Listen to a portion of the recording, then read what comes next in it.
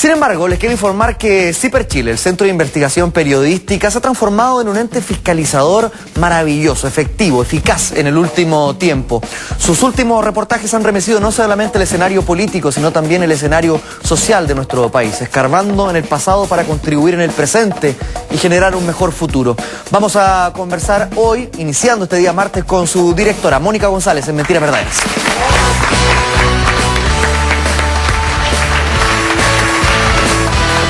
Mónica. Monsieur Philippe. Adelante, por favor. Por aquí, cerquita mío. ¿Será? Sí, pues para que tengamos una buena conversación. Oye, algo conversábamos antes, el periodismo está entretenido de ejercerse en este último tiempo en nuestro país. Y hubo una cuña que tú dijiste una vez, está más difícil hacer periodismo hoy que en la dictadura. ¿Qué querías decir con eso? Yo lo decía porque en un contexto, o sea, en dictadura está muy claro dónde están los unos y los otros, Claro. los buenos y los malos. O eres cómplice o luchas por la libertad. Hoy día está todo medio mezclado. Y también porque es mucho más difícil encontrar ciertas verdades. El poder económico es muy fuerte. Se ha sofisticado mucho la corrupción. Y cuesta mucho desentrañar balance, encontrar determinados documentos que respalden aquello que daña a la población.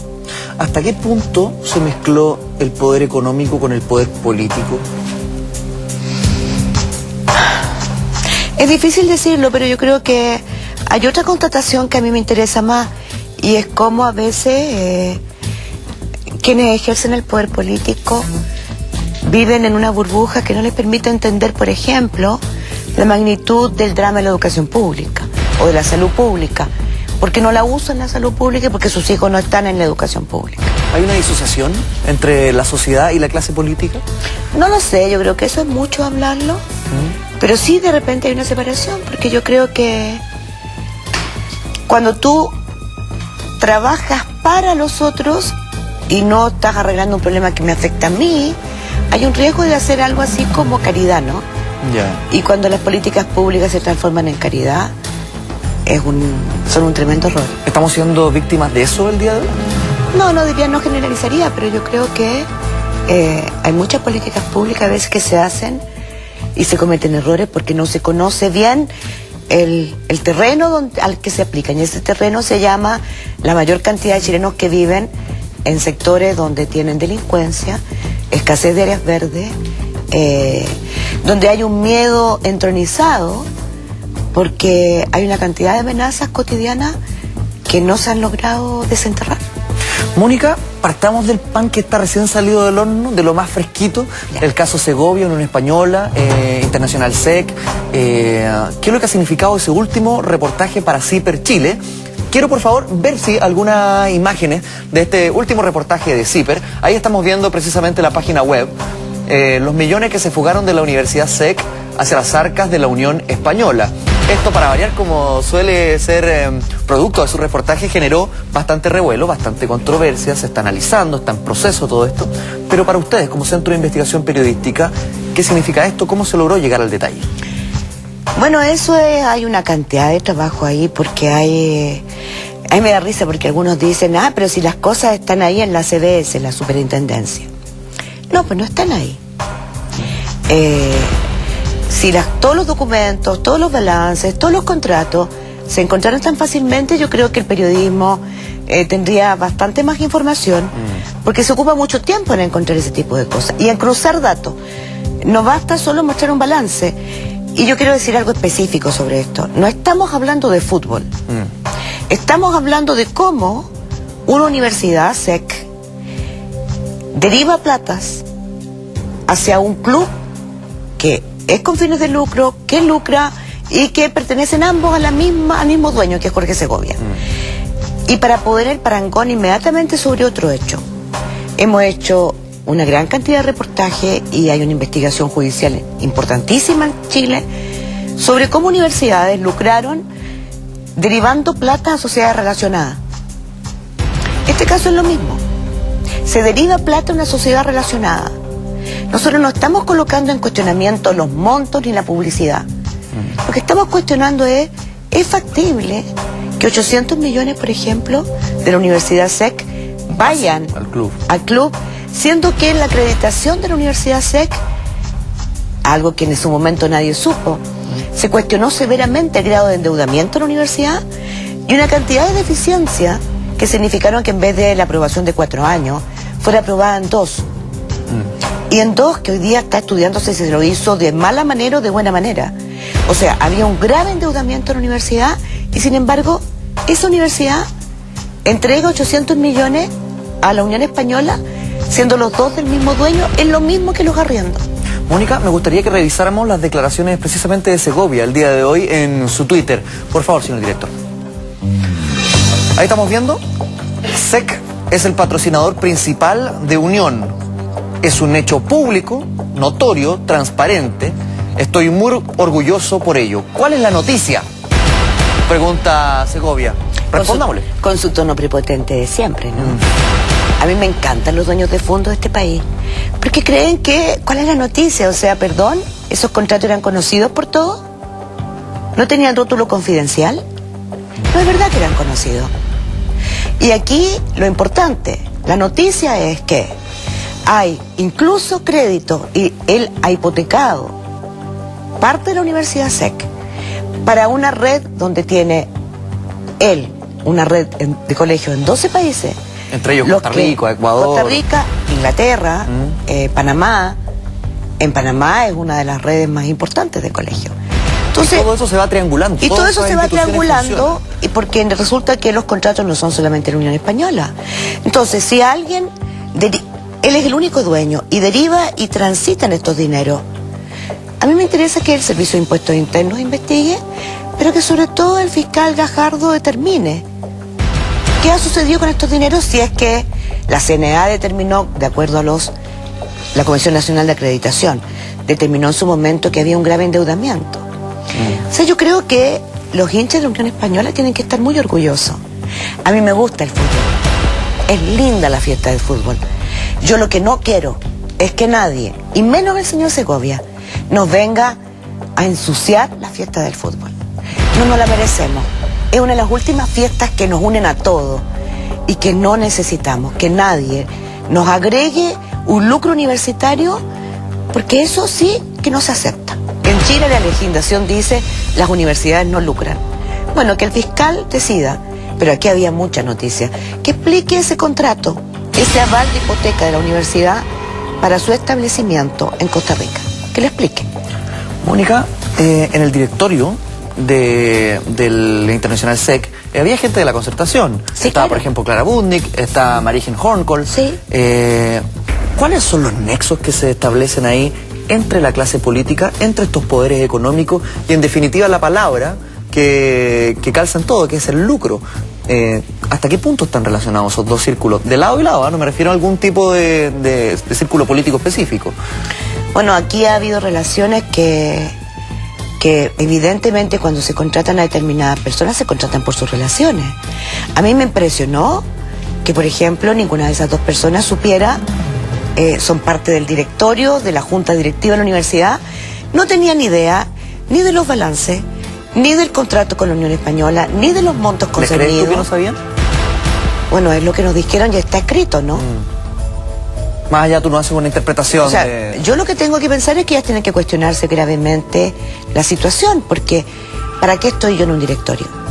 El Ministerio de Educación conoce... Perdón, pero tú me haces una pregunta y no la quiero esquivar.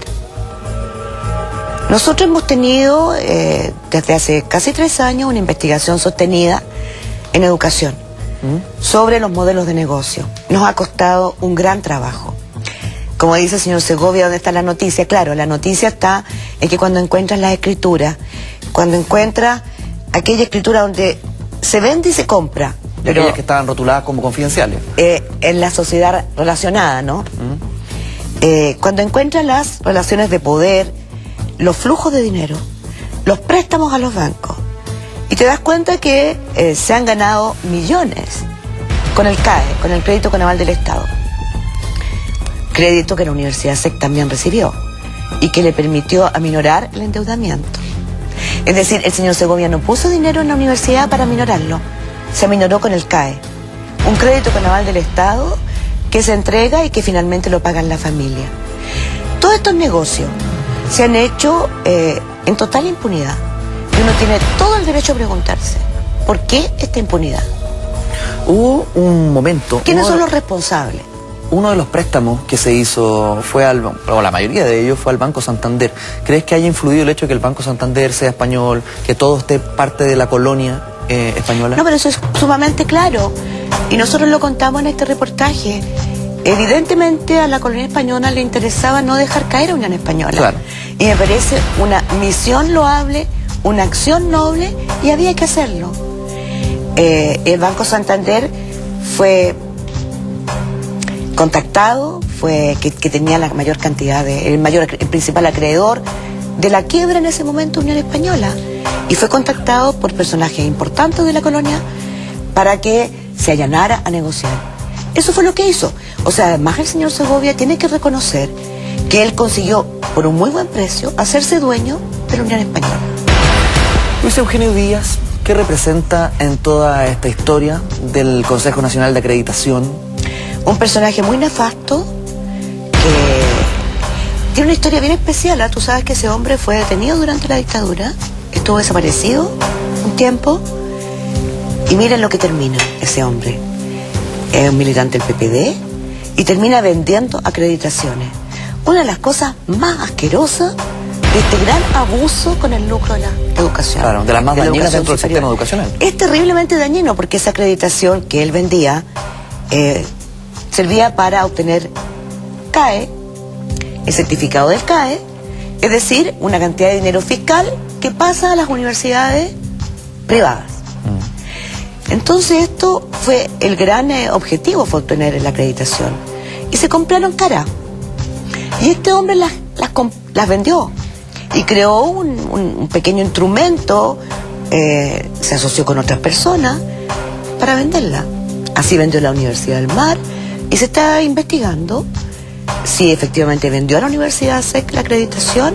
A la Pedro de Valdivia hay documentos que establecen que incluso tenía una tarifa por 1 año, por 2 años, por 3 años, por 4 años. Iba subiendo de acreditación.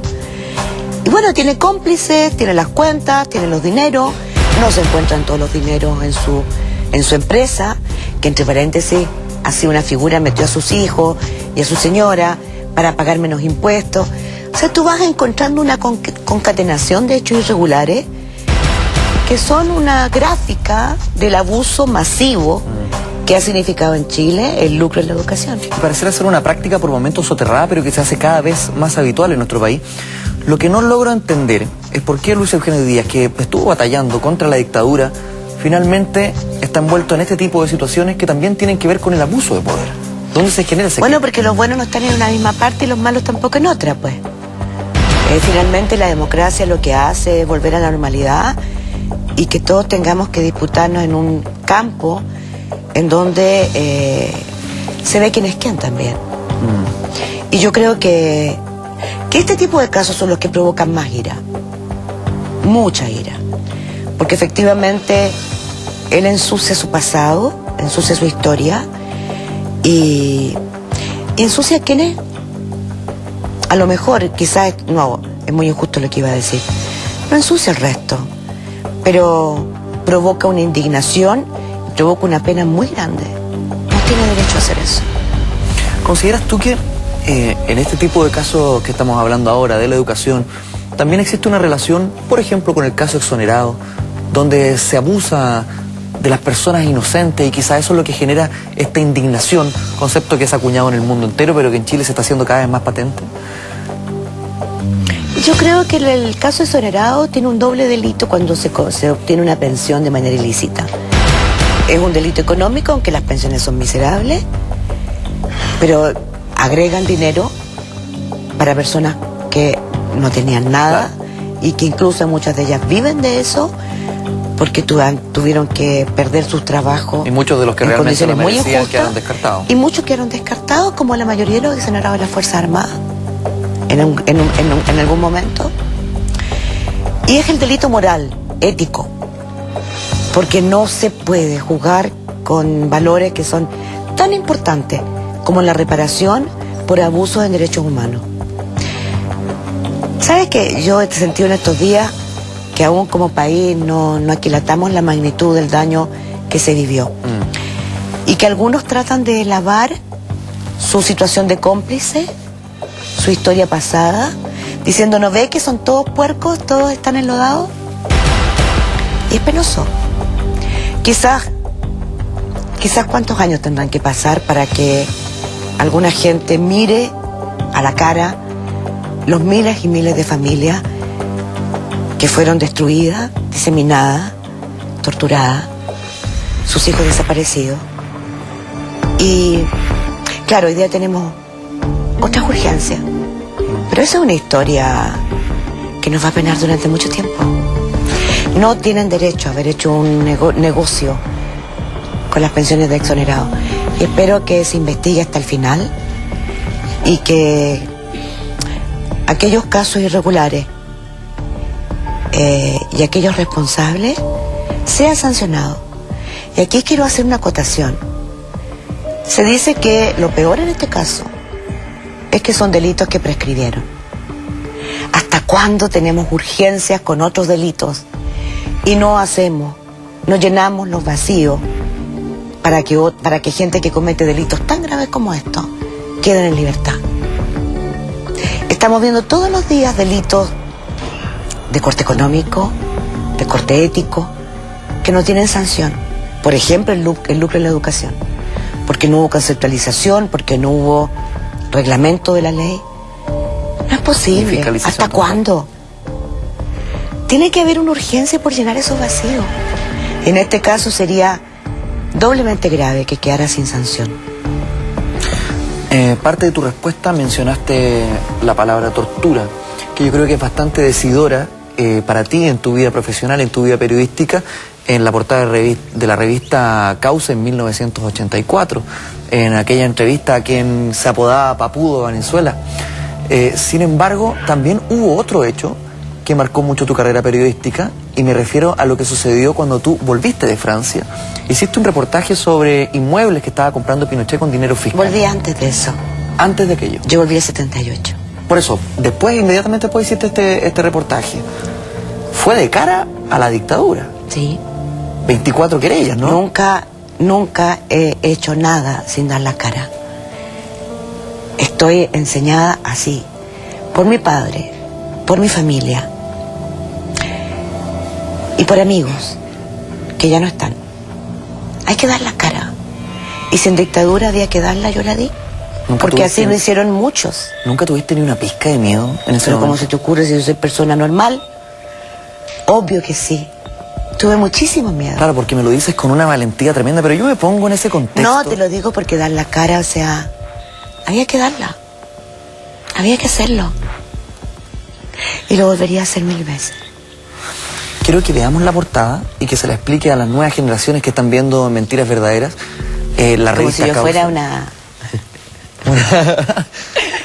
Vamos a verlo, por favor, ahí estamos viendo. Hace tiempo que no veía esa revista. ¿Qué significa esta portada para ti en tu carrera profesional? ¿Qué significó también para Chile? Esa es mi vuelta al periodismo. Yo volví al periodismo con ese reportaje sobre lo Curro. Claro, si el señor Juan Cunio de Falabella no me hubiera expulsado de Falabella, yo no habría sido periodista. Me echó por un informe de la CNI que decía que yo era peligrosa. Yo era subgerente de crédito de Falabella. ¿Así te rotularon inmediatamente después de que volviste de Francia? Sí. La CNI, como una persona peligrosa. Sí, se equivoca, nada, yo nunca he sido peligrosa. No. Bueno, peligrosa para algunos grupos puede ser. No, soy una periodista.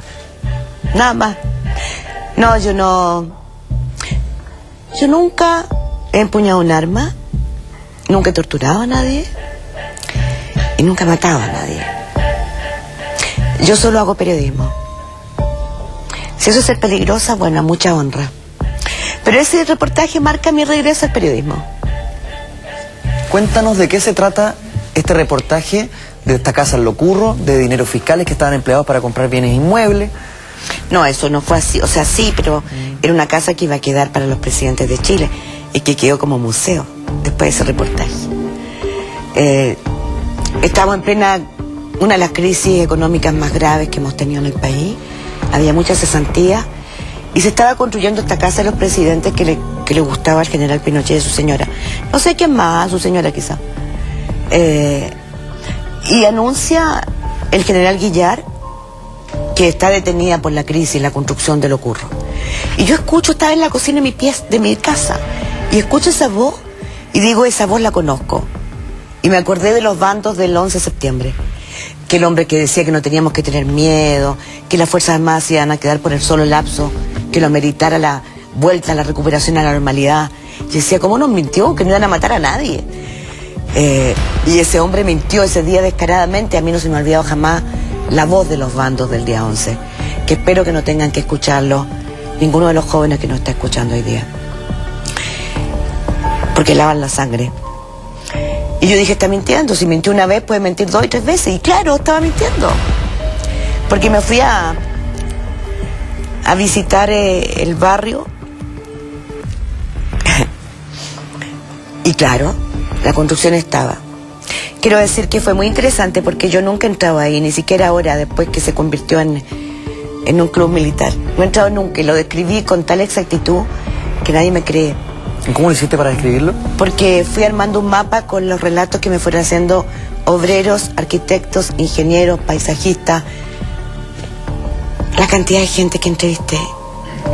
Y gente muy valiente que me dio su testimonio. Entonces, de las descripciones yo fui haciendo el dibujo de Lo Curro. Entonces cuando tenía 3 relatos iguales, ya, eso era un dibujo. Y fui armando hasta encontrar documentos de los seguros. Había un túnel, un subterráneo contra bombardeo. Era un búnker. Me costó harto ese reportaje. Me costó mucho. Y esa revista... ¿Por qué lo constatas en esta entrevista? ¿Por qué dices que te costó más que otros? Porque me estoy acordando del miedo que significaba bajarme la micro, iba en micro, recorrer los alrededores, del miedo que sentía la gente cuando yo la abordaba. Me subí a una micro, obreros que venían saliendo, y yo los abordaba al final del recorrido. Ay, sí, no fueron bonitas épocas. Fue muy duro. Y porque después, claro, yo 2 meses después hice el melocotón. La investigación de la casa que el general Pinochet se compró ahí, sí, con presiones, con platas fiscales, una carretera especial. Y esa fue muy terrible porque ahí hubo muchas presiones, allanamientos, y poco después me tomaron detenida. Antes de ir a esa detención... No vamos a hablar de eso. Perfecto, lo dejamos hasta ahí nomás, entonces. Sí. Pero te estaba escuchando y noto en tu expresión, en tus ojos, mucha emoción por las palabras de las cuales... Sí, claro, porque me acuerdo de mucha gente que no está y que ayudó.